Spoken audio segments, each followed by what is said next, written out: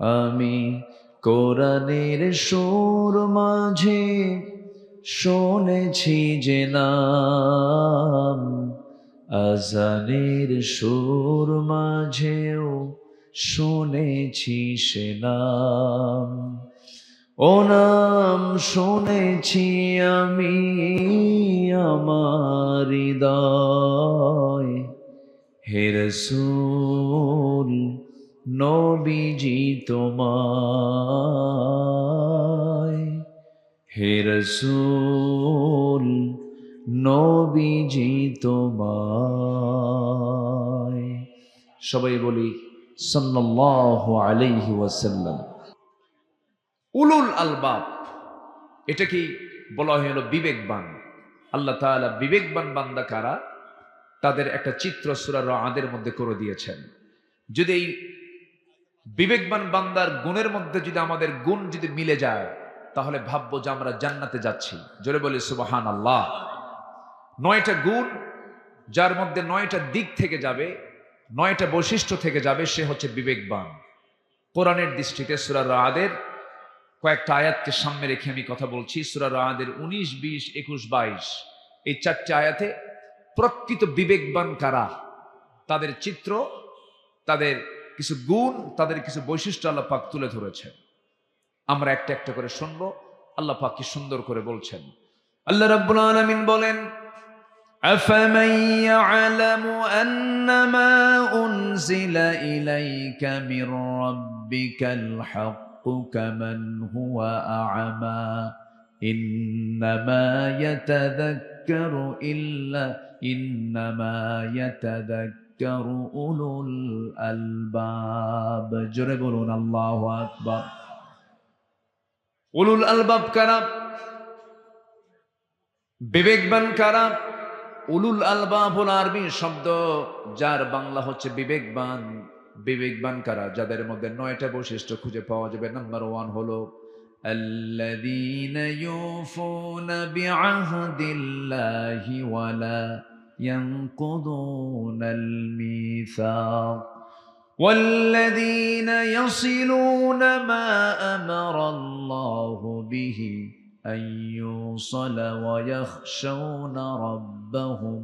জোরে বলুন আল্লাহু আকবার, জোরে বলুন আল্লাহু আকবার। আমার বন্ধুগণ, নাম্বার 1 হলো যে সমস্ত লোকগুলো আল্লাহর সঙ্গে কৃত ওয়াদা যারা পূরণ করবে, যারা অঙ্গীকার যারা পূরণ করবে। আমি আপনি দুনিয়াতে যখন আসি নাই, মার পেটের ভিতরে ছিলাম 2 বছর। মার পেটের মধ্যে যখন আসি নাই, তখন আমরা ছিলাম কিন্তু রূহের জগতে, আলমে আরওয়াহে ছিলাম।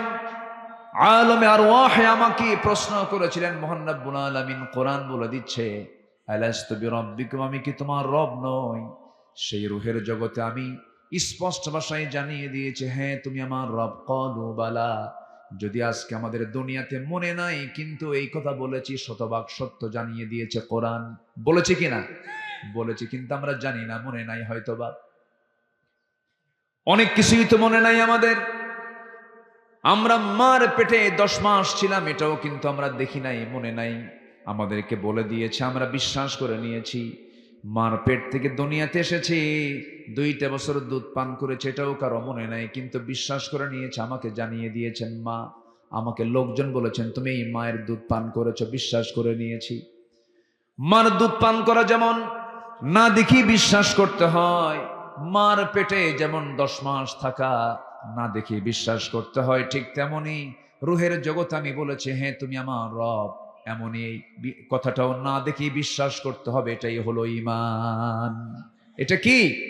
ঈমান। আমি রূহের জগতে বলে এসেছি, হ্যাঁ তুমি আমার রব। আল্লাহ বলছেন, যারা এই ওয়াদা যারা পূর্ণ করবে তারা হচ্ছে বিবেকবান। তারা কি বলেন তো? বিবেকবান।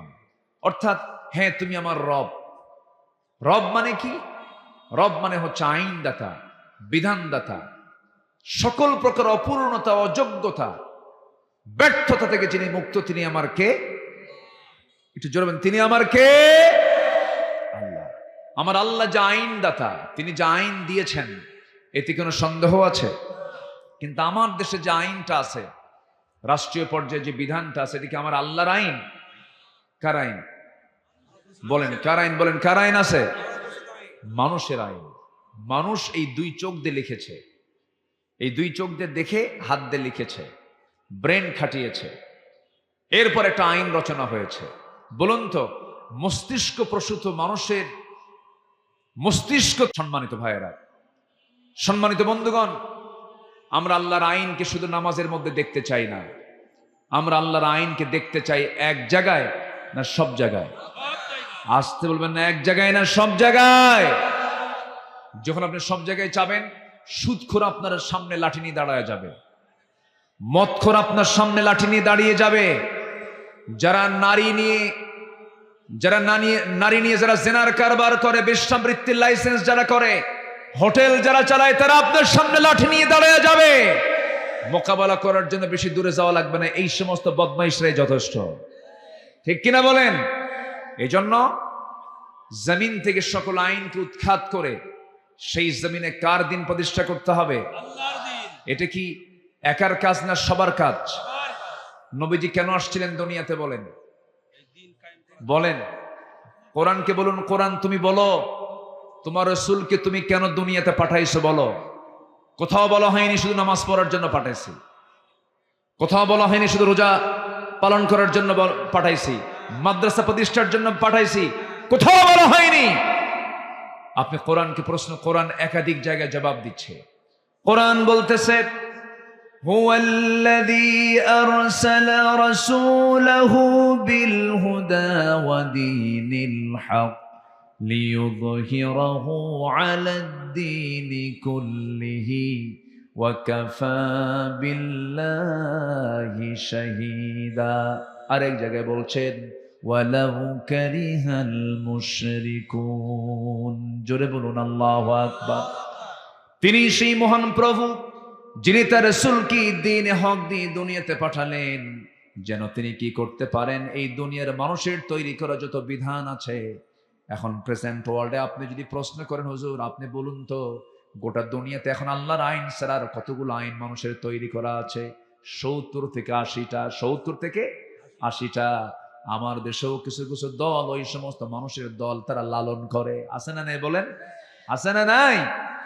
মূল জায়গায় হাত দিচ্ছি, একটু মন খারাপ করা যাবে না ভাই। আমার কবরে আমি যাব, আপনার কবরে আপনি যাবেন। এই যে হাজার হাজার মানুষ আপনারা মাহফিল এসেছেন, আমি আব্দুল্লাহ আমিন আজকে যদি আমি কোনো কথা গোপন করে যাই, কিয়ামতের দিন আপনি কিন্তু আমার বিরুদ্ধে মামলা দিবেন আল্লাহর আদালতে। এই জন্য আমাকে হক কথা বলার দরকার আছে না নাই? আছে। আমার ভাইয়েরা, আমার বন্ধুগণ, আমার রাসূলকে আল্লাহ রাব্বুল আলামিন কেন পাঠালেন, কি জন্য পাঠালেন, আল্লাহ রাব্বুল আলামিন ক্লিয়ার করে বলছেন। সূরা সফ দেখবেন, বাড়িতে গিয়ে মিলায় দেখবেন, সূরা সফ এবং সূরা ফাতার মধ্যে আল্লাহ রাব্বুল আলামিন বলে দিয়েছেন, হে রাসূল আমি আপনাকে পাঠিয়েছি শুধুমাত্র একটাই কারণ, সেটা হলো দুনিয়ার তৈরি করা যত আইন আছে প্রত্যেকটা আইনকে পরাজিত করে সেই জায়গায় আল্লাহর দ্বীনকে বিজয়ী করার জন্য। জোরে বলি সুবহানাল্লাহ। এই বিজয়ী করার জন্য রাসূলকে ঘর বাড়ি ছাড়তে হয়েছে, তায়েফে মার খেতে হয়েছে। ইতিহাস তো বলার সময় নেই আজকে, শুধু ইঙ্গিত দিয়ে যাচ্ছি। মক্কায় রাসূলকে মেরে মেরে অজ্ঞান করে দেওয়া হয়েছে। আমার নবীজির শেষ জীবনে যেদিন রাসূল দুনিয়া থেকে বিদায় নেবেন, আম্মা জান আয়েশার উরুতে মাথা রেখে তিনি প্রচন্ড কাতরাচ্ছিলেন। সেই সময় তার দেহের মধ্যে পুশ করা ইহুদিদের ষড়যন্ত্রের একটা অংশ ছিল। রাসূলকে মেরে ফেলার জন্য তারা খাবারের মধ্যে বিষ ঢুকিয়ে দিয়েছিল, সেই বিষক্রিয়া দেখা দিচ্ছিল, প্রচন্ড জ্বর, রাসূল কাঁপতেছিলেন, ঘাম ঝরতেছিল শরীর থেকে, কপাল ঘেমে যাচ্ছিল। আমার নবীজি বলছেন, আয়েশা আমার বুঝি মৃত্যুর সময় চলে এসেছে, আমি মনে হয় দুনিয়া থেকে বিদায় নিয়ে নেব। তবে আয়েশা একটা কথা বলি, দেখো না, তুমি আমার মাথা থেকে শুরু করে পা পর্যন্ত দেখো, প্রত্যেকটা জায়গায় আমার আঘাতের চিহ্ন। আল্লাহু আকবার বলেন। আমার নবীর মাথা থেকে পা পর্যন্ত শুধু আঘাত আর আঘাতের চিহ্ন ছিল। বেশি আঘাতের চিহ্ন হয়েছিল তায়েফে। আমি তায়েফে যতবার যাই ততবার সেই জায়গাগুলো আমি ঘুরে ঘুরে দেখি আর রাসূলের স্মৃতিচারণ করি। রাসূলকে কেমনে মেরেছিল সেদিন তারা। যে রাসূল সূর্যের নিচে হাঁটলে পরে আল্লাহ পাক তার সম্মানে সূর্যের নিচে একখণ্ড মেঘ আল্লাহ পাক রেখে দিতেন। সেই নবীজি তায়েফে একা এমন মারা মারল, রাসূলকে মেরে ফেলার নিয়তি তারা মেরেছে। চোকা চোকা পাথর, নবীজির হাতের মধ্যে যখন হাত ঢুকতো, তুলার চেয়ে নরম ছিল আমার নবীর হাতগুলো। যখন মেরে দিয়েছে সেই পাথরগুলো, চোকা চোকা পাথর নবীজির মাথা থেকে পা পর্যন্ত লেগে লেগে ক্ষত বিক্ষত হয়ে গেছে। শরীরের ম্যাক্সিমাম রক্ত, মানুষের দেহে থেকে প্রায় 3 লিটার রক্ত, এর অর্ধেক রক্ত আমার নবীর মাথা থেকে গড়ে গড়ে পার তলা পর্যন্ত জুতার তলার সাথে জমাট বেঁধে গেছে। জুব্বাগুলো রক্তে লাল হয়ে গেছে। নবীজি মাথা চক্কর মেরে পড়ে গেছেন, সেন্সলেস হয়ে গেছেন। মালাকুল জিবাল এসে বলতেছে, ইয়া রাসূলুল্লাহ, শুধু আপনি অর্ডার করবেন, 2 দিকের পাহাড় দিয়ে চাপা দিয়ে আপনাকে বাঁচানোর জন্য এই তায়েফবাসীকে শেষ করে দেব। রাসূল বললেন, না, লা বাল আরজু, আমি আশা করি এই লোকগুলো যারা আমাকে মেরেছে তারা হয়তো ইসলাম কবুল না করলেও তার সন্তানরা ইসলাম কবুল করবে, আমি এদেরকে মাফ করে দিলাম। রাসূল তাদেরকে মাফ করে দিলেন। আমার নবীজির মাথা থেকে পা পর্যন্ত ক্ষত বিক্ষত চিহ্ন ছিল। বললেন, আয়েশা, এই যে আমার গোটা শরীরে তুমি ক্ষত বিক্ষত হওয়ার চিহ্নগুলো দেখতেছ, তায়েফে আমি মার খেয়েছি, উহুদে আমাকে মেরে দেখো সামনের 2টা দাঁত নাই। খন্দকের পরীক্ষা খনন করতে গিয়ে আমি খাবার পাই নাই, আমার সাহাবীরাও খাবার পায় নাই। সাহাবীগুলোকে নিয়ে যখন পরীক্ষা খনন করছিলাম, আয়েশা দেখো, কোদাল মারতে মারতে 4টা দিন না খাওয়া, আমার আজকে এই যে কোমরটা বাঁকা হয়েছে, আজ পর্যন্ত কোমর সোজা করতে পারি নাই। আমার ভাইয়েরা, দিন কায়েমের সংগ্রাম করতে গিয়ে যদি গোটা শরীরে আঘাতের চিহ্ন নিতে হয়, দাঁত ভাঙতে হয়, দেশ ছাড়তে হয়, হামলা মামলা খেতে হয়, কোমর কুজা করে ফেলতে হয়, কোমরটা হারাতে হয়, বিশ্বনবীর মতো জায়গা থেকে যদি এমনটা কষ্ট করতে হয়, সেই জমিনে দিন কায়েমের জন্য আমাদেরও প্রচেষ্টার দরকার আছে না নাই? শুধু মিষ্টি খাওয়া সুন্নাত, দুপুর পরে ঘুমানো সুন্নাত, মাথায় টুপি দেওয়া সুন্নাত, আতর লাগানো সুন্নাত, সুরমা লাগানো সুন্নাত, এই সুন্নাতকে আপনি এক পাল্লায় দিয়ে দেন, আর নবীর দাঁত ভাঙা সুন্নতকে এক পাল্লায় দিয়ে দেন, দাঁত ভাঙা সুন্নতের ওজনটাই বেশি ভারী হয়ে যাবে। সামনের দিনে আমাদের একটাই লক্ষ্য হলো, কোনো কথা মানবো না, কোন আইন মানবো না, কোনো বিধান মানবো না, কোনো ব্যক্তি মানবো না। একটাই কথা হবে, এই জমিন যার, হুকুম চলতে হবে তার। ঠিক কিনা? এটাই হচ্ছে 1 নম্বর ওয়াদা। যারা বিবেকবান তারা আল্লাহর সঙ্গে কৃত অঙ্গীকার তারা পূরণ করবে। আরো আছে 9টা। তাফসীর মাহফিল তো একটু কোরআন থেকে কথা বলা দরকার, ঠিক কিনা বলেন? এই জন্য আমি আয়াতকে মিস করছি না, আমি আয়াতকে লেগেই সামনের দিকে এগুচ্ছি। আরো 8টা পয়েন্ট আছে। তাহলে নাম্বার 1 হচ্ছে কি, যারা আল্লাযীনা ইউফুনা বিআহদিল্লাহ, যারা আল্লাহর সঙ্গে কৃত অঙ্গীকার যারা পূরণ করবে। ওই যে বলে এসেছিলাম, তুমি আমার রব, তুমি আমার আইনদাতা। দুনিয়াতে যারা এই রুবুবিয়্যাতকে প্রতিষ্ঠার জন্য, আল্লাহর আইনকে জমিনে প্রতিষ্ঠার জন্য যারা সংগ্রাম করবে, আন্দোলন করবে, তাদের ওয়াদা পূরণ হচ্ছে। এরাই হচ্ছে বিবেকবান। জোরে বলি আল্লাহু আকবার। এই যে 2-1 জন করে ওঠে কেন চাচা? Any problem? বসে না নামাজে? নামাজে চাচা, নামাজে যাচ্ছেন? নামাজ পড়বেন? ও চাপ চাপ না, ঠিক আছে, অনেক বয়স হয়ে গেছে। জি, যারা মাযুর তারা ঠিক আছে, কিন্তু দাড়ি কাছা গেলে কিন্তু খবর আছে। বসেন, কেউ যাবেন না, কারণ মাহফিলের সৌন্দর্য রক্ষার দায়িত্ব কি বক্তার একার না সবার? আশপাশে যারা আছেন সবাই পাহারা দিবেন, মাহফিল যেন দোয়া পর্যন্ত ঠিক মতো আমরা যেন সুন্দর করে। এদিকে জনসভা না ইবাদতের জায়গা? বলেন বলেন বলেন বলেন, কিসের জায়গা? ইবাদতের জায়গা। এটাই মনে করে আমরা বসবো। অগণিত সওয়াব, অগণিত সওয়াব, যে সওয়াবের কোনো গণনা হবে না, অগণিত সওয়াব আল্লাহ পাক ফেরেশতার মাধ্যমে লিখতেছেন। বলি আলহামদুলিল্লাহ। 1 নম্বর চলে গেল। নাম্বার 1, যারা ওয়াদা ভঙ্গ করে না। যারা কি ভঙ্গ করে না বলেন? রাসূল এক জায়গায় বলেছেন, লা ঈমানা লিমান লা আহদা লাহ। তার ঈমানই নাই যার ওয়াদা নাই। যার ওয়াদা ঠিক নাই তার কি নাই? ঈমান নাই। এটা কি মোল্লার কথা না আমার নবীর কথা? মুহাম্মদ সাল্লাল্লাহু আলাইহি ওয়াসাল্লাম। তাহলে এখন বলেন, এই ওয়াদা পৃথিবীর এই জীবনে, মানব জীবনে চলতে গিয়ে সব জায়গায় এরকম ওয়াদা আছে না নাই বলেন তো? আছে। যেরকম ব্যবসা করতে নিয়ে ওয়াদা করতে হয়, কথা বলতে নিয়ে ওয়াদা করতে হয়, কোন একটা জায়গায় যাব ওয়াদা করতে হয়। প্রত্যেকটা জায়গায় কিন্তু একটা ওয়াদা থাকে। এই ওয়াদা যারা ইমানদার তাদের কখনো ওয়াদা ভঙ্গ হবে না। আর যার ওয়াদা ভঙ্গ হয় সে কি বিবেকবান না বিবেকহীন? বলেন, বিবেকবান না বিবেকহীন? আপনি একটা ব্যক্তির সঙ্গে ওয়াদা করেছেন, ভাই তুমি আমার থেকে 2 লক্ষ টাকা পাও, আমি তোমাকে অমুক দিন দেব।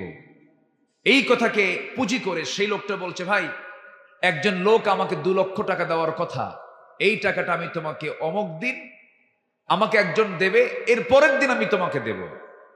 তাহলে আপনার এই ওয়াদার কারণে তিনি আরেকজনকে ওয়াদা করেছেন, আরেকজনকে তিনি আবার ওই টাকাটা দিবেন, তিনি আবার আরেকজনকে বলেছেন। যিনি শুরুতে ওয়াদা ভঙ্গ করলেন সে কি বিবেকবান না বিবেকহীন? আচ্ছা, মানুষের ইমানের চেক হয় নামাজে না লেনদেনে? ভালো করে বলবেন, ভালো করে বলবেন। মানুষের ইমানের চেক হয় নামাজে না লেনদেনে?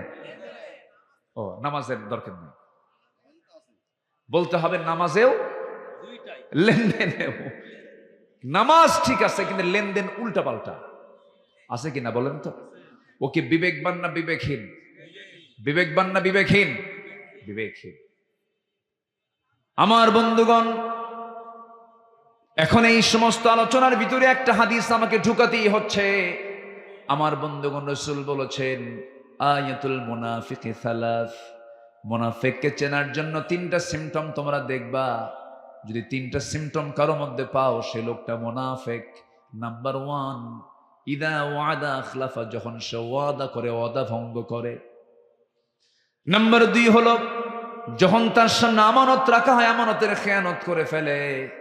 নাম্বার 3 হলো যখন সে কথা বলে মিথ্যা কথা বলে, বাজে কথা বলে। এই 3টা বদঅভ্যাস যার মধ্যে আছে সেই লোকটা মুনাফিক। বলেছেন মুহাম্মদ সাল্লাল্লাহু আলাইহি ওয়াসাল্লাম। তাহলে যারা মুনাফিক হয় তারা কি বিবেকবান হয় না বিবেকহীন হয়? বিবেকহীন হয়। তাহলে উলুল আলবাব যদি হতে চাই, 1 নম্বর ওয়াদা ঠিক রাখতে হবে। কার সাথে? আল্লাহর সাথে। যে ওয়াদা ছিল সেই ওয়াদা আমরা ঠিক রাখবো। নাম্বার 2 হচ্ছে অঙ্গীকার আমরা ঠিক রাখবো। আমাদের যে ওয়াদা এটা আমরা সব জায়গায় ঠিক রাখার চেষ্টা করব। জোরে বলি ইনশাআল্লাহ।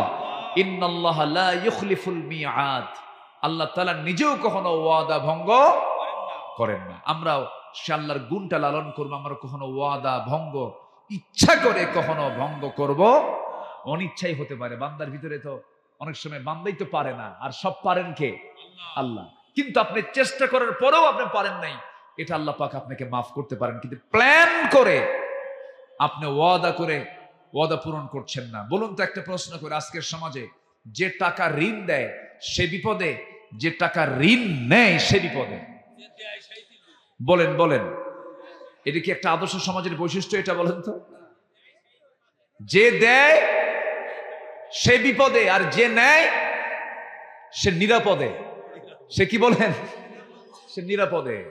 যারা ব্যবসায়ী না তারা আমার আজকের আলোচনায় খুব খুশি হচ্ছেন। ভালো করে কম, হালকা তো করেও টাকা তুলতে পারি না। আল্লাহ তাআলা দেখেন কিভাবে সুন্দর করে কথাগুলো সাজাচ্ছেন। তো টাকা পায় একজন, বলতেছে ভাই তুমি আমার থেকে টাকা নিলে অমুক দিনের কথা বলে, আজকে তো দেওয়ার কথা, তুমি দাও কেন না, তুমি আরেকদিন আসো।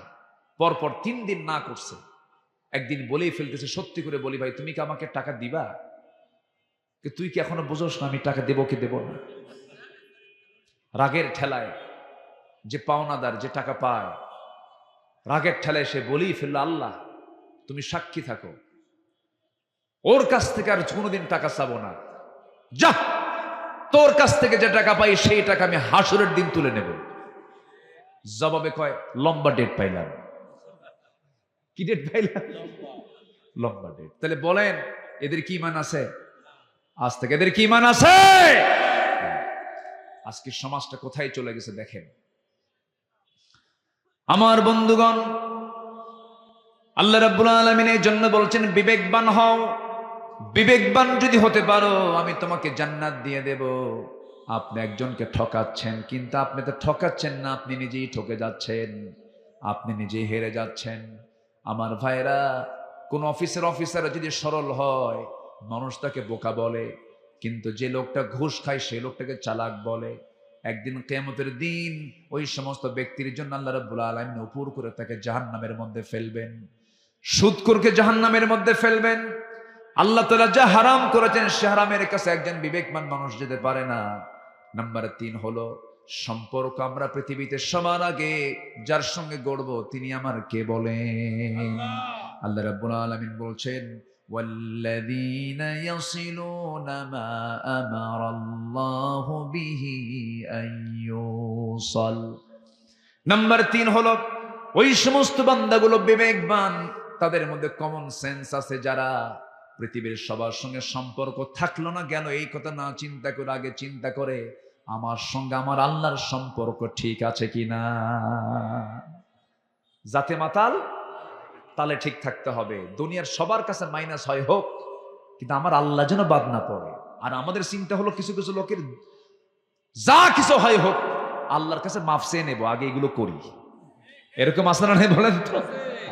আগে চিন্তা থাকতে হবে আমার সম্পর্ক রাখতে হবে আগে কার সাথে? আসতে বলবেন না, কার সাথে? আল্লাহর সাথে। আমার আল্লাহ তো সেই আল্লাহ যে আল্লাহ শুধু মানুষকে লালন পালন করেন না, তিনি গোটা পৃথিবীর সব কিছুকে লালন পালন করেন। জোরে কোন সুবহানাল্লাহ। অবাক হয়ে যাবেন, প্রত্যেকটা প্রাণী কিন্তু আল্লাহর জিকির করে। জোরে কোন সুবহানাল্লাহ। কোন প্রাণী কি খায়, কোন প্রাণী কখন ঘুমায়, কোন গাছের পাতা কখন পড়ে, কোনটা আগে পড়ে আর কোনটা পরে পড়ে, এটাও আল্লাহ জানেন। আল্লাহু আকবার বলেন। সমুদ্রে কত প্রাণী আছে, আকাশে উড়ন্ত কত প্রাণী আছে, জঙ্গলে কত প্রাণী আছে, স্থলভাগে কত প্রাণী আছে। সমস্ত প্রাণীর রিস্কের সমস্ত ম্যানেজমেন্টের দায়িত্ব কার? আবার সব প্রাণীকে মানুষের খাদেম বানিয়ে দিয়েছেন তিনি আমার কে? সুন্দরবনের কি কি খাঁটি জিনিস আছে কন্ত? মধু। হ্যাঁ, টাইগার তো আছেই মধুকে সংরক্ষণ করার জন্য, কিন্তু সুন্দরবনের কি মধু বলুন? কি মধু? খাঁটি কি আছে? খাঁটি তো আছেই, কিন্তু ওটা আস্তে আস্তে কি হয় করে কে? কে ভেজাল বানায়? মানুষ। কেমনে ভেজাল বানায়? ভেজাল মানুষ ভেজাল বানায় না, কি ঠিক আছে না? যে মানুষ না, যে ভেজাল সেই করে ভেজাল, মানুষ কখনো ভেজাল হতে পারে না। জানেন এই মধুটা আমি গত 2 দিন আগে আমার মাহফিল ছিল চট্টগ্রামে, প্যারেড ময়দান। যে প্যারেড ময়দানে আল্লামা সাইদ রাহিমাহুল্লাহ একটানা 1977 সাল থেকে 2006 সাল পর্যন্ত একটানা 32 বছর তিনি মাহফিল করেছেন। 18 বছর ওই মাহফিল বন্ধ ছিল, করতে দেয়নি, হতেই দেয়নি। এবার এই মাহফিল আমাকে দিয়ে প্রথম উদ্বোধন হয়েছে। দোয়া করবেন। এই 18 বছর পর গত 27 জানুয়ারি, আজকে তো 29, 27 জানুয়ারি প্রথম তাফসীর মাহফিলটা আমি শুরু করেছি। 18 বছর পর আবার শুরু হলো। দোয়া করেন এই তাফসীর মাহফিলের ধারা যেন কিয়ামত পর্যন্ত থাকে। জোরে বলি আল্লাহুম্মা আমিন। সেই মাহফিল আমি এই বিষয়টা তুলে এনেছি। একটা সূরার নাম আল্লাহ পাক দিয়েছেন প্রাণীর নামে, যেটা সুন্দরবনে থাকে সবচেয়ে বেশি। সেটা হলো ওই মৌচাকের যে ম্যানেজমেন্টের দায়িত্ব, যে প্রাণীর নাম কি? মৌমাছি। এর আরবি হলো নাহাল। এর আরবি কি?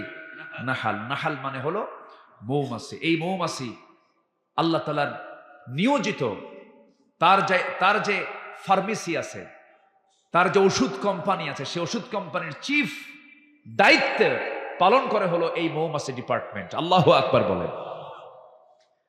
কিয়ামত পর্যন্ত যত রোগ এসেছে, যত রোগ আসবে, যত রোগ হবে, সমস্ত রোগের ঔষধ সুন্দরবনে। এত আস্তে সুবহানাল্লাহ বললেন আপনারা? এই মৌমাছি আল্লাহ পাকের নিয়োজিত বাহিনী। এটা বলেন তো, এখানে যদি 100টা মৌমাছি যদি ছেড়ে দেওয়া হয় থাকতে পারবেন? বলেন তো। আচ্ছা, মৌমাছি শক্তিশালী না আমি আপনি শক্তিশালী? আমরা। আচ্ছা, মৌমাছি বাদ দেন, রাতের বেলা যে ঘুমান মশারি টাঙ্গায় ঘুমান, আচ্ছা মশা শক্তিশালী না মানুষ শক্তিশালী? হ্যাঁ, ঠিকই আছে একদিকে, কারণ মশা টাঙ্গায় না মানুষ টাঙ্গায়? মশারি টাঙ্গায় কে, মশা না মানুষ? কার ভয়ে? কি কথা কি বুঝতেছেন? আল্লাহ পাক একটা উদাহরণ দিয়েছেন, মশারও নাম আছে কোরআনে। কোরআনের মধ্যে মৌমাছির নাম আছে, আবার মশার নামও আছে। সূরাতুল বাকারার 26 নম্বর আয়াতে আল্লাহ পাক মশার কিছু কথা বলেছেন। তা আবু জেহেলরা বলল, তোমার আল্লাহর কাম নাই কাজ নেই, কোরআনের ভিতরে আবার মশার নাম নিয়ে আসা দরকার ছিল? কিন্তু মশার নাম যে আনছেন কেন, কি যে হেকমত আছে এর মধ্যে? নমরুদ তো আছে, আরো কিছু আছে, আমার দেশের ফেরাউনও আছে এর মধ্যে। দেখেন একটু বলি, মশা যখন মানুষকে কামড়ায়, আপনার শরীরে কিন্তু এমনি এমনি এসে পড়ে না, আপনি ধরে ফেলবেন। আপনার চোখকে ফাঁকি দেবার জন্য মশা আগে জায়গা মতো যে চামড়ায় বসে, সেই চামড়ায় বসেই সে আগে এনেস্থেসিয়া করে। যারা ডাক্তার আছেন, এনেস্থেসিয়া হচ্ছে অজ্ঞান করে। ওই জায়গাটুকু চামড়াটাকে অবশ করে, অবশ কইরা এরপরে হোল ফুটায় এবং বুঝায় সলির মধ্যে তোর 14 কিছু টের পাবে না। ঢুকালাম, ঢুকায় সে রক্ত নেয়। রক্ত নিতে নিতে সে যদি পরিমাণ মতো রক্ত নেয়, বংশ বিস্তারের জন্য স্ত্রী মশা এটা খায়। এই রক্ত ছাড়া মশার প্রজনন হবে না, মশার বংশ বৃদ্ধি হবে না। তো পরিমাণ মতো নিয়ে চলে গেল, ও বাঁচলো, আমরাও টের পেলাম না। কিন্তু কিছু মশা আছে বেহুশ। কি মশা? বেহুশ। এমন খাওয়া খায়, এমন পেট ভারী হয়ে যায়, 2 পাখা দিয়ে আর সে তার দেহকে উড়াতে পারে না। মূর্তি সে হাতের চাপাই পড়ুক, আর যে চাপাই পড়ুক পুরা শেষ হয়ে যায়, আর নড়তে পারে না। এই 16 বছর যারা ক্ষমতায় ছিল, এরা খাইছে কম না খাইছে বেশি? কিসের মতো? বেহুশ মশার মতো। কি মশার মতো? বেহুশ মশার মতো। মনে করে নাই যে ধরার জন্য একজন পেছনে আছেন আল্লাহ তাআলা। খাইছে বেশি, মরছে তাড়াতাড়ি, ঠিক কিনা? এখনো যারা খেতে চান একটু কম খান। কি এখনো যারা খেতে চাচ্ছেন, চাঁদাবাজি করতেছেন, একটু কম খান, একটু হুঁশ নিয়ে আসেন, বেশি খায়েন না। বেহুশ খাইলে কিন্তু জনগণ শুধু ইন্ডিয়া না, একদম দিল্লি পার করে আরেক দেশে পার করে দেবে, ঠিক কিনা? এগুলো মাথায় রাখতে হবে। আমাদেরকে কথাগুলো বলতে দেন। আমরা কোন দলীয় এজেন্ডা পূরণ করার জন্য এখানে আসি না। আলেম হিসাবে কোরআনকে সামনে নিয়ে আমাদের কথা বলার অধিকার আছে না নাই? কথা বলতে হবে। নাম্বার 2, শীতের রাতে মশা কম থাকে, কিন্তু আপনি দেখলেন আপনার bedroom, drawing room, dining room, kitchen room কোথাও মশা নাই। শুয়ে পড়ছেন রাত্রেবেলা, লাইট বন্ধ করা মাত্রই 5 মিনিট পরই কিছু মশা আপনার কানের কাছে এসে সারে গামা পাধানিসা শুরু হয়ে গেছে, ঠিক আছে? তো এই মশাটা আপনাকে দেখলো কেমনে? কেমনে সে টের পেল যে আপনি এখানে শুয়ে আছেন? সায়েন্স বলতেছে 75 ফুট দূর থেকে টের পায় একটা মশা এখানে কোন সলির মধ্যে শুয়ে আছে। সুবহানাল্লাহ বলবেন না? ক্ষমতা কে দিয়েছেন? কে দিয়েছেন বলেন? মশাকে দুর্বল চোখে দেখার কোনো সুযোগই নাই। আবার এই মশা যখন আপনার গায়ে যখন পড়ে, আপনার কানের কাছে এসে যে ভন ভন করে যে আওয়াজটা হয়, এই লোকটা এদেশের জন্য যে কত বড় সম্পদ ছিলেন, কত বড় নিয়ামত ছিলেন, বাতিল কিন্তু তাকে ঠিকই চিনতে পেরেছে। বাতিল তাকে চেনে। তাদের সুযোগ সুবিধা মতো একটা সুস্থ মানুষকে হসপিটাল থেকে, কি বলে, কারাগার থেকে বের করে চিকিৎসার নাম করে সুস্থ মানুষকে কারাগার থেকে বের করে, কি বলে, হসপিটালে ভর্তি করায়া চিকিৎসার নামে মেডিকেল বোর্ড গঠন করে ইনজেকশন পুশ করে বিষ প্রয়োগ করে তাকে দিল্লির প্রেসক্রিপশনে হত্যা করা হয়েছে। আমরা তাফসীর মাহফিলের এমন প্ল্যাটফর্ম থেকে আগাম জানাই দিতে চাই, আল্লামা সাঈদীকে ভালোবাসে না এমন লোক বাংলার জমিনে নাই। এমন জনপ্রিয় কোরআনের পাখির সঙ্গে যারা এত বড় দুশ্মনী করেছে, তার হত্যার সঙ্গে যারাই জড়িত, তাদেরকে ধরে অবিলম্বে ফাঁসির মঞ্চে ঝুলিয়ে মারা হোক। এতে রাজি আছেন কারা কারা? হাত উঁচু করে দেখেন মুসলমান।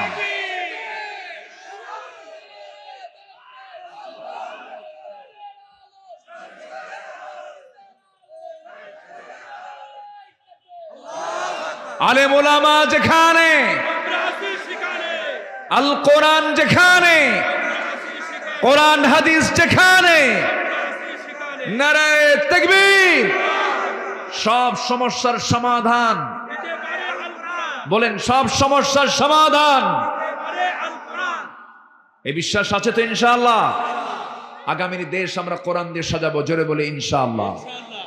আর কেউ রাজাকার গালি দিয়ে লাভ নাই, আর কেউ মৌলবাদ বলে গালি দিয়ে লাভ নাই। জি আলহামদুলিল্লাহ। এই সময় জি জি শুকরিয়া, আলহামদুলিল্লাহ। বসো।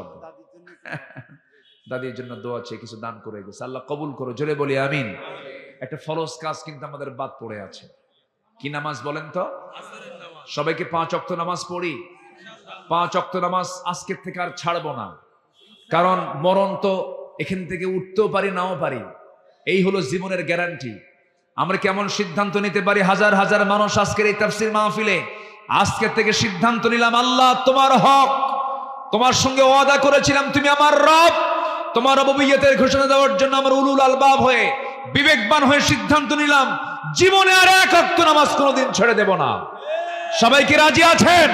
হাত উঁচু করে দেখেন তো সবাই একটু, জোরে বলি ইয়া আল্লাহ। আমাদেরকে 5 ওয়াক্ত সালাত আদায় করার তৌফিক তুমি আল্লাহ দিয়া দাও, জোরে বলি আমিন। আরো জোরে আমিন, আরো জোরে আমিন।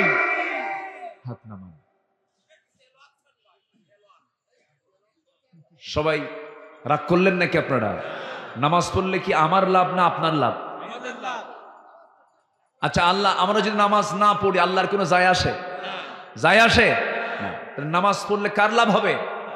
নিজের লাভ হবে। নামাজ আমরা পড়বো, কেউ ছাড়বো না, জোরে বলি ইনশাআল্লাহ। আমি যদি আর কিছু সময় নেই, নামাজটা বড় ঝুঁকিপূর্ণ হয়ে যাবে। সব দিকে আমরা খেয়াল করব। দোয়ার বিষয় আছে, আরো কিছু বিষয় আছে। কেউ উঠবেন না কিন্তু, আমি সবাইকে নিয়ে দোয়া করব। যাদের আব্বা আম্মা আছে কেউ উঠবেন না। জীবিত আছে অথবা মরা আছে, না বাপ মা ছাড়া কেউ আছেন নাকি? কারো জীবিত আছে, কারো মৃত্যু।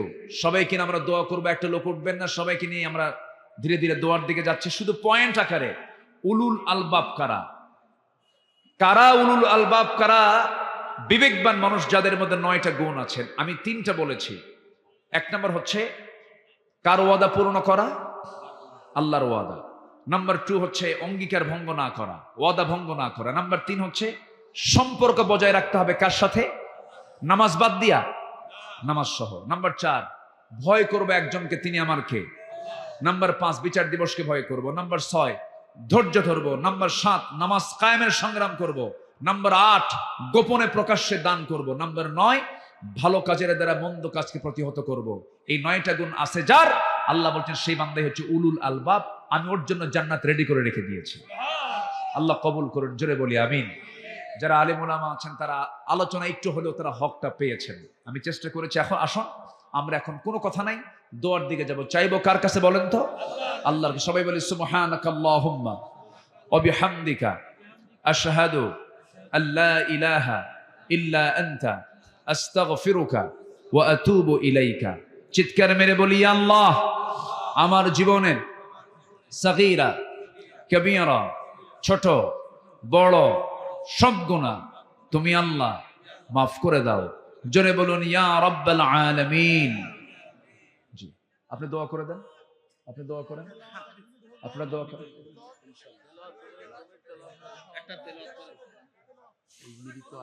ও হ্যাঁ,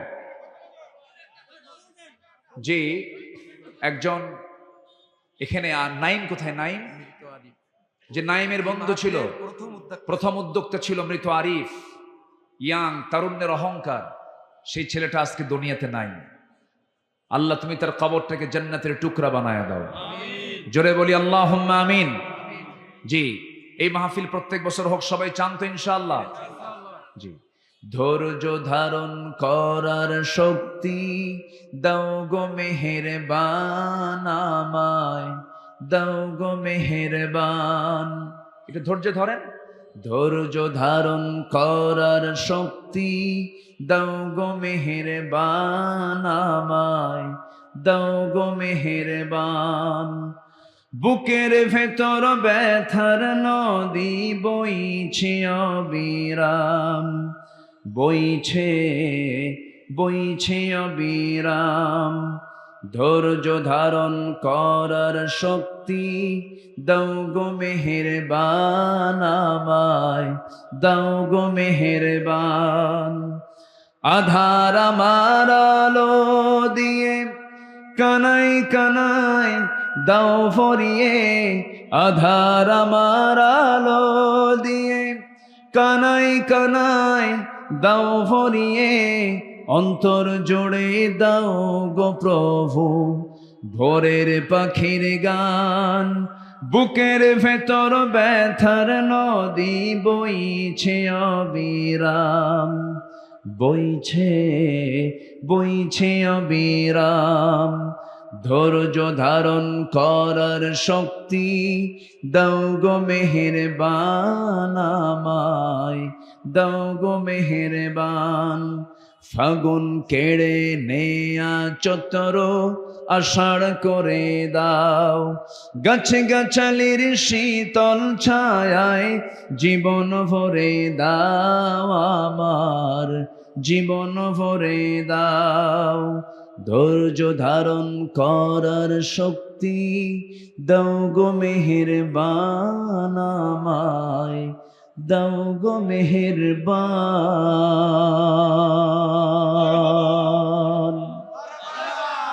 জি, এখন দোয়া। জি, আল্লাহুম্মা আমিন।